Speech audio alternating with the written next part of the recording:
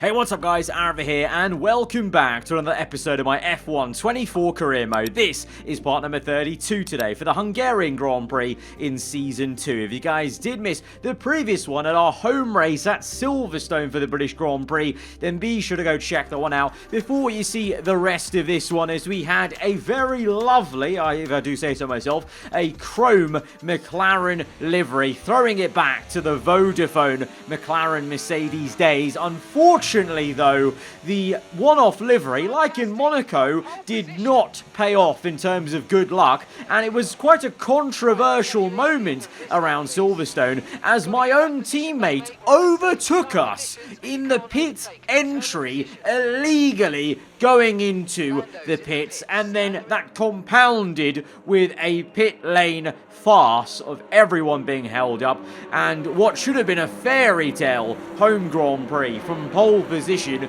to fighting for the race win. We were leading, we were, battling for first place up until that point.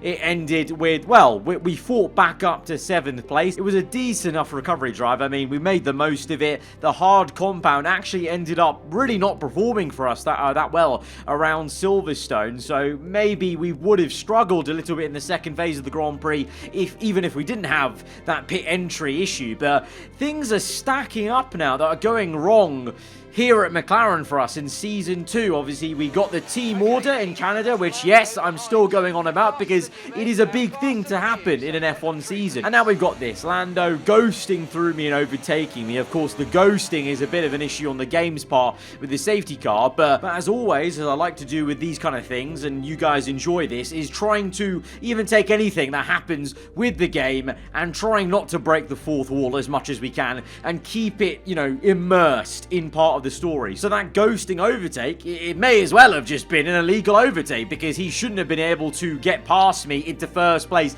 into the pits and then therefore block me with the double stack, because of course, we weren't able to go into the pit box. Obviously, Aston Martin also blocked us in with Fernando Alonso double stacking with Lance Stroll, but it would have been a lot less damage if we were the first car. So two flashpoints in the season now as things start to heat up. Maybe, there's a little bit of air of the reigning champ Lando, a little bit frustrated that now I'm the one in the lead of the championship, the one that's leading the team in the fight versus the likes of Aston Martin, Fernando Alonso, and, the attacks of the Ferrari and Mercedes in little spurts here and there. And of course, in the context of our actual whole career, we are maturing as a driver, we're growing well, up to 85, nearly 86 rated. So things are going our way, but with that will come, pressure, opposition, adversity that we have to try and traverse as best as we can as we now go into the Hungarian Grand Prix.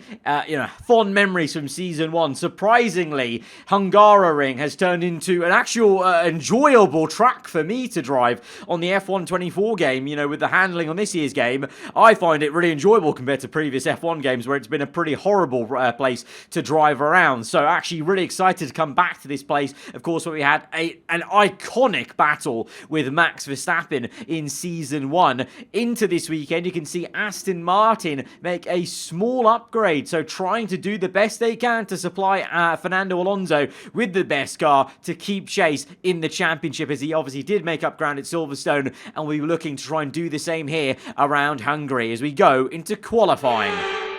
No pit stops, no strategy, it's all about the pace today. Qualifying day here at the Hungaroring for the Hungarian Grand Prix. I feel like we've got something to prove around here at the Hungarian Grand Prix. Having been on pole position in the last race and losing it bitterly later on in the race, I feel like we're almost owed another chance to go for an F1 victory here today off the back of that race. We recovered well, but it was nowhere near where we should have been, whereas my teammate Lando did fight for the win. He lost it to Max Verstappen, and I said that at the end of last episode, Verstappen with 2 wins now. I think he's now really got comfortable again with his new Red Bull in all whites for this season, and you feel like he's starting to mount a bit of a chase and a charge in the championship. So this is a much needed sort of response to that off the back of last episode. The entirety of McLaren up there, myself and Lando 1-2, we're 2 tenths ahead of of our teammate though, so that's promising, but it is only the first qualifying session of the day. Things will change, the track will evolve, grip levels will go up as the rubber gets laid down as we go into our first and hopefully only flying lap in Q2 as we try and save tyres, of course, just to open up any sort of strategy play in the race, but also just meaning we could do 2 runs on new sets in the top 10 shootout. We go P1. Verstappen's up there though in second place, Lando third, eventually Leclerc comes through and others do improve and we're down in P4, but it's very tight, only 2 tenths covering the top 5, but Leclerc and Ferrari having a bit of pace there. Russell's up there for Mercedes and Verstappen as well, so a good mixture of 4 different teams in the top 4, so it seems like it's anyone's game as we go into the top 10 shootout for Q3. And I've got my eye on trying to go for pole position. I know we have a little bit more speed in the tank maybe compared to that Q2. We didn't go out for a second run, others did, so that gives me a little bit of solace that I think, obviously they got to that second attempt and just found a little more time. So we have 2 new sets of softs. We can do the same in this session as we clout the curves through the chicane in the heart of Sector 2 there. Across the line, it's provisional pole position ahead of Russell. Verstappen P3, Alonso up there in P4, but Leclerc then supersedes him there. It's mighty close between myself and Russell though. 0.087 between us 2 British drivers. The others a little bit slower, 2 tenths the gap. As Leclerc now though goes and steals pole position maybe at the death. 10 seconds to go in the session. The pressure is on. We've gone yellow in the first sector, green in the second. We're only marginally quicker, so we need something in the last corner as we are just going to gain 1/10 off the exit alone, and that is going to be enough for us to cross the line, improve by just over a tenth, and get back-to-back pole positions from Silverstone to the Hungaroring. That one was pretty satisfying though, because the pressure was really on. We knew Leclerc had stolen it. Verstappen was right up there. 0.091 separating us 3. That's incredible. And obviously alongside 2 very highly esteemed drivers. This is unprecedented. This really is a very different game compared to previous F1 games. Tracks that I used to hate, I like now on this game. And let's just talk about this qualifying form. I never used to be this good in qualifying in career modes, but we are actually qualifying better than we usually do in the races, which is very much the opposite of what's happened in the last, 5+ years of F1 career mode. So this is a very different kind of vibe, but I'm enjoying it. Lando, meanwhile, down in P8. He'll be frustrated. Surely a mistake or traffic on the lap. Alonso down there in P7. That's great news for us, but we've equally got very strong opposition next to us. Leclerc, Verstappen, Russell, all are going to be very aggressive, I'm sure. Let's go to the grid. Welcome to Budapest once again for another round of Formula 1 action. Historically, a good race for first-time victories, with Button, Hill, Alonso and Heikki Kovalainen all reaching the top step of the podium for the very first time right here.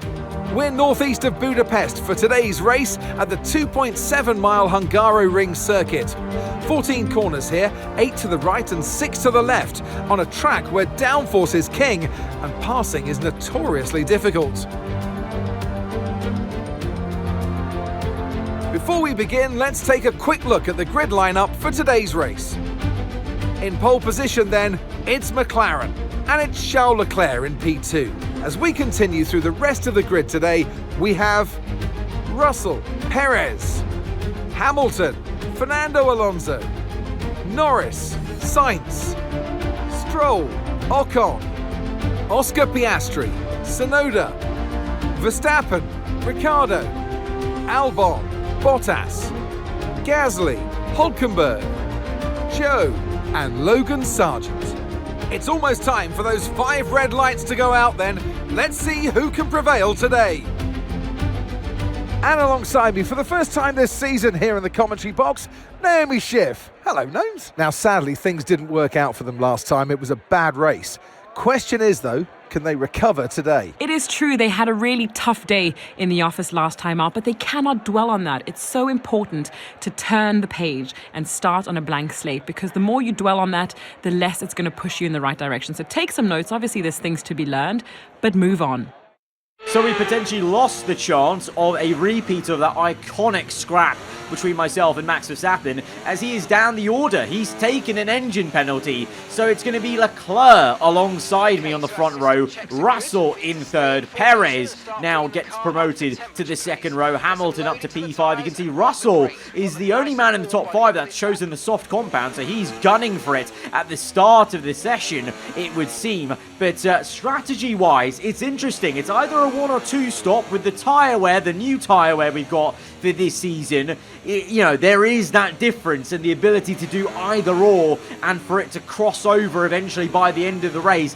I, for one, I think a 2 stop could be quite interesting around here. I feel like we have the pace for it, but it's also tight. It was tight in quali, so maybe not. I don't know. We're going to start in the mediums, though. That will open ourselves up, so we can either bail onto the 1 stop, but right now, in my mind, I'm thinking about doing a 2 stop, medium, hard, medium, but we have that option to be a bit dynamic today. And we're going to maybe need to be versus opponents like Leclerc and Russell, who are going to be very quick off the line as we go to 5 red lights. The Hungarian Grand Prix is underway from pole position. It's a great start for us. It's a shocking one for Leclerc. It's the opposite of what I said. It's a horrendous start for the Ferrari. Russell, though, on the softs, what did I say? He was looking to be aggressive. He's up to P2, and he's already going to pressurize us, but it's been a great start. Good run to turn 1, and we maintain first place. But Russell already nipping at the heels, under 0.2 of a second to us.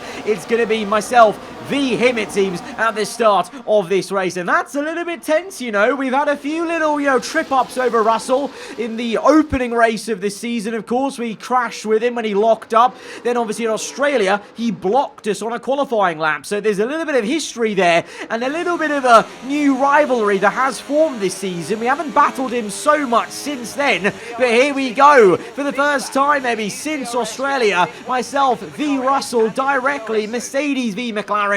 He's on the softer compound, though, so we're having to look behind us all the time and make sure we have enough battery deployed at the right time. We go defensive to the inside here. He's on the outside. He's fully alongside us. We're just going to squeeze him out, get the elbow out, and that is the exact same move we did to Verstappen so well last season. Just show him the room, but then squeeze him out on the racing line, and he's going to back off. But this is the start then from Leclerc. It basically wasn't the start. It was a horrendous getaway for the man in the Ferrari. So much so that Perez, of all people, has almost overtaken him there. Fernando Alonso tucking in. He's overtaken Hamilton on the race start to get up into P5. So that's good for his championship, obviously, in terms of trying to limit the damage potentially in the championship fight. If I was to continue to fight for first place, I say if, because look at the guys behind me. They're so quick. Leclerc with a purple. Russell was also quick, and he's now fully past us with DRS. We have to actually re-overtake him into turn 1, technically. We're on the curb. Russell,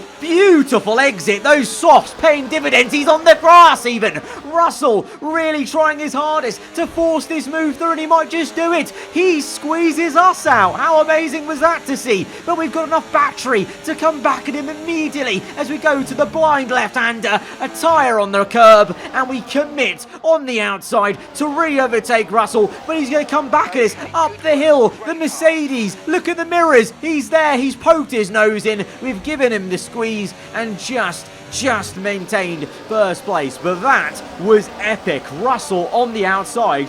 That acceleration was mad. He fully did me, and we really had to push for it into that blind left-hander, because he actually did the same move I did to him, which is fair enough. He learned from previous laps as he goes again on the outside, and this time we're going to learn. We're not going to take too much curb there on the inside, because that was the thing that slowed me down last time, and instead we get the better acceleration to stay in first place. And this is the place I'd rather be, is defending the inside. And then look at that, just just as perfect as you want it there. No contact made, and just forcing him to back out and concede that he's not going to maintain it around the outside. It's fair, but very tough racing as Alonso maintains P5, and a bit of a train is forming as we're fighting so much now, and everyone has got the aid of DRS. Lando down in P10. Wait, hang on a minute. What on earth's happened there? I know Verstappen was down the order because obviously he took an engine penalty, but what on earth has happened to Lando there?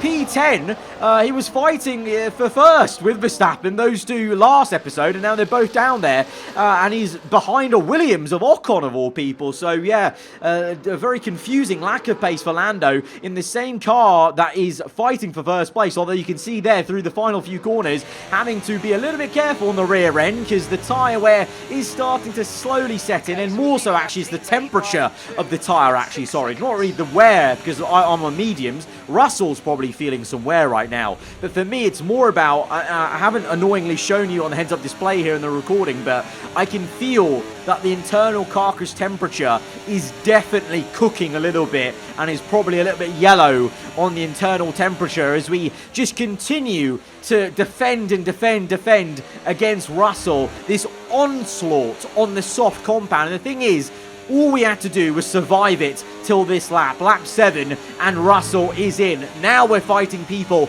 on the same compound as us, who are going to be feeling the same sort of tyre wear, but also have the same grip, whereas Russell, yes, even though his softs were probably wearing, he still looked mighty fast and had a slight advantage with the soft compound. So we've withstood all the onslaught from Russell. It's now time to do the same thing, but to Leclerc now, as he's looking pretty quick. And we saw last episode in Silverstone, actually, the Ferraris have had this weird thing where they look better later on in stints when they should be having more tyre wear, which is pretty much the opposite of how they are in real life. So very peculiar sort of, development for Ferrari. Is it a slow Verstappen? Verstappen is slowing, and he's going to park up for a retirement. It's from a win at Silverstone to a DNF here at the Hungarian. I said he was maybe mounting a charge in a chase for the first time in this year's championship. Well, that has ground to a halt here with a DNF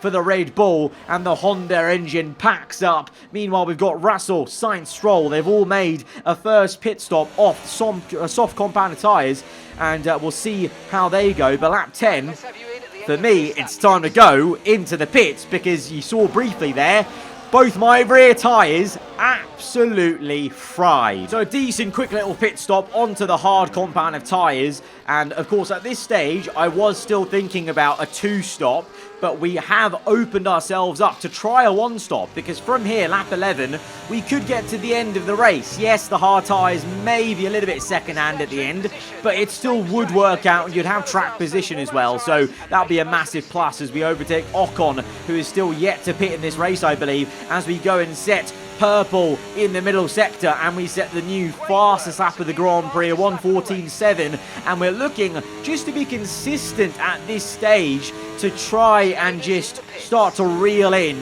the likes of Sainz, Stroll, Russell, all three of those guys. Remember, pit off soft tyres, they have got an undercut, they're ahead of us.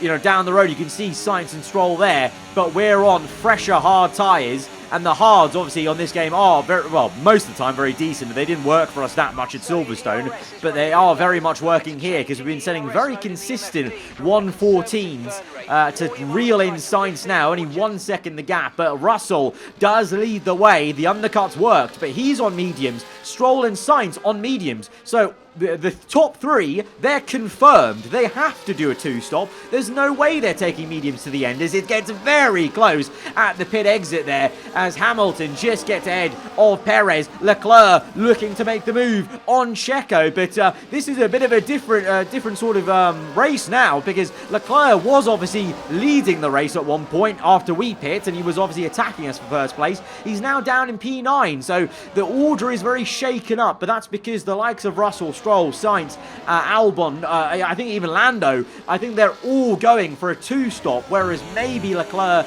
Hamilton, etc. are going for a 1-stop. I'm still undecided. Let's see how this stint goes. Right now, immediately, all I'm thinking about is overtaking Carlos Sainz as we go down the inside. We've got an objective to keep our tyre wear under 15%. Unfortunately, with how hot temperatures are around the Hungary ring, I don't know if that's going to work. We also got an objective earlier in the race, I think, that you just didn't see, and we failed it, was to try and keep the fuel under a certain percentage of kg. Now, in the past, that's been an ominous objective to indicate that you may have underfueled the car, and just pin that as a mental note, because that's going to come back later in this race, as Lando Norris has just overtaken Albon to get up into P5. The two Williams, though, running amazingly in 6 and 7 right now. Piastri doing well, P11 just outside the points, and Fernando Alonso, woeful for him, as we go for the dive bomb on his teammate to get up into second place. Alonso all of a sudden finds himself outside the top 10. He was running P5, remember, so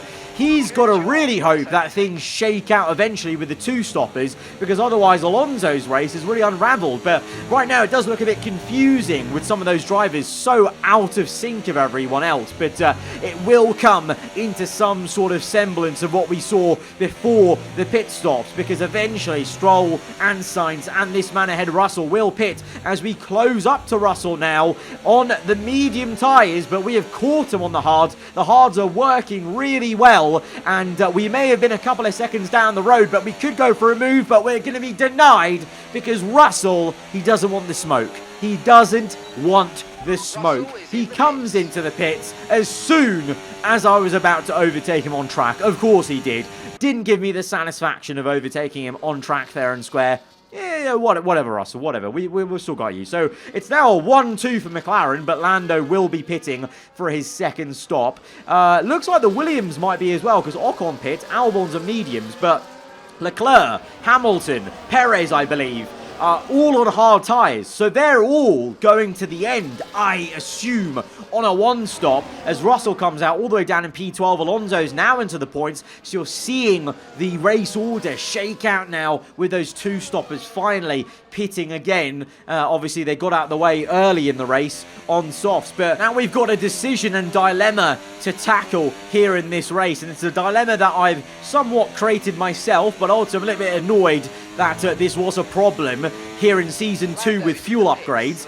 I am underfueled. You can see my fuel is in the negative. Lando pits, so there's a 9.5 second gap to Leclerc.